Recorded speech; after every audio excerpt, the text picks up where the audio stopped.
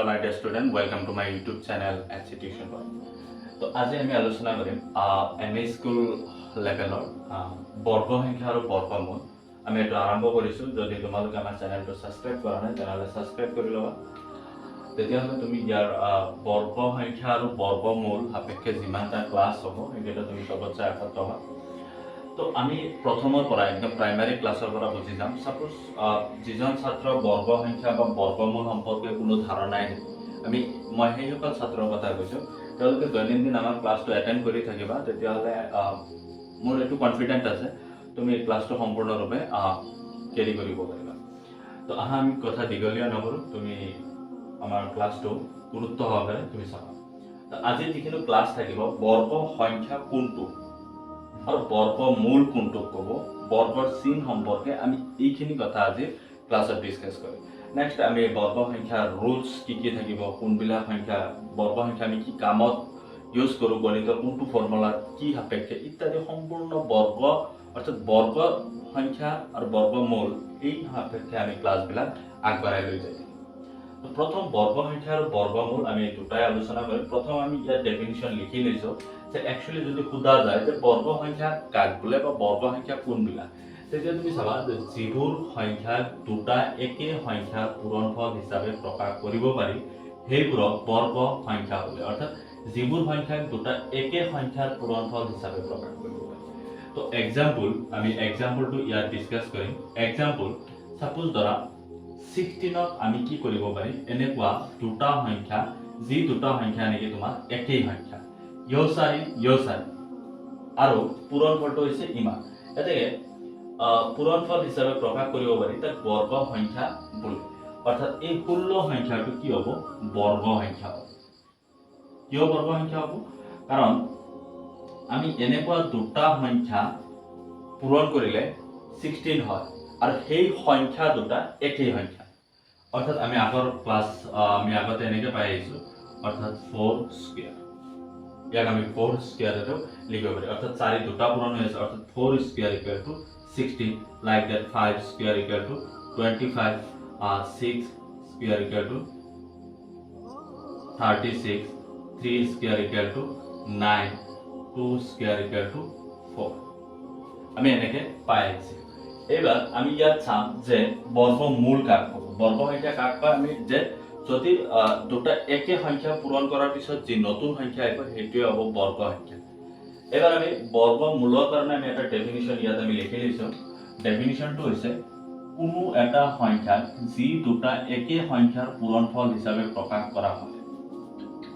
কোনো এটা সংখ্যাক যিকোনো সংখ্যা, যেনেকৈ ইয়াৰ পৰা তুমি 4 ল'ব পাৰা, 9 ল'ব পাৰা, 16 ল'ব পাৰা, 25, 36 এটসেট্ৰা এনি ওৱান নম্বৰ তুমি ইয়াৰ পৰা ল'ব পাৰা, প্ৰকাশ কৰা হয়। সেই সংখ্যাটোৰ বাবে মূল হোৱা একে ধৰণৰ সংখ্যাটোক বৰ্গমূল বুলি কোৱা হয়। লাইক দ্যাট ইয়াত কি আছে 2 স্কুৱেৰ, অৰ্থাৎ 2 × 2 = 4।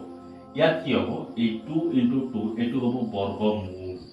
অৰ্থাৎ বৰ্গটোৰ মূল সংখ্যাটো হৈছে 2। অৰ্থাৎ যদি এনেকৈ কোৱা হয় যে 4ৰ বৰ্গমূল কি হ'ব, সমান 2 হ'ব। নাইবা 16ৰ বৰ্গমূল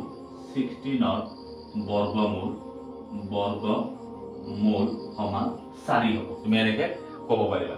কাৰণ এই 16টো গঠন হোৱাৰ যিটো 16টো বৰ্গ হোৱাৰ মূল সংখ্যাটো হৈছে 4। ইয়াত 4 দুইবাৰ পূৰণ হৈছে, অৰ্থাৎ বৰ্গ স্কুৱেৰ। লাইক দ্যাট তেনেহ'লে ইয়াত এই যিটো 4 আৰু 4 ইয়াত তুমি দেখা পাই আছা, এই 4টো হৈ আছে ইয়াত বৰ্গমূল। ঠিক আছে। তো এবাৰ এইখিনিত কনফিউজ হয়, যদি দুটা একে সংখ্যা পূৰণ কৰাৰ পিছত যিটো নতুন সংখ্যা পাবা, তো সেই একে সংখ্যাৰ বাবে নতুন সংখ্যাটো হ'ব তোমাৰ বৰ্গ সংখ্যা, আৰু বৰ্গ সংখ্যাৰ কাৰণে যি দুটা একে সংখ্যা পূৰণ কৰিছিলে সেইটোক ক'ব বৰ্গমূল। তো 4ৰ বৰ্গমূল 2 হ'ব, 16ৰ বৰ্গমূল 4 হ'ব। এতিয়া ইয়াক তুমি অপজিট এনেকৈ ক'ব পাৰিবা যে 2ৰ বৰ্গ সংখ্যা কি হ'ব, 4 হ'ব। নাইবা 4ৰ বৰ্গ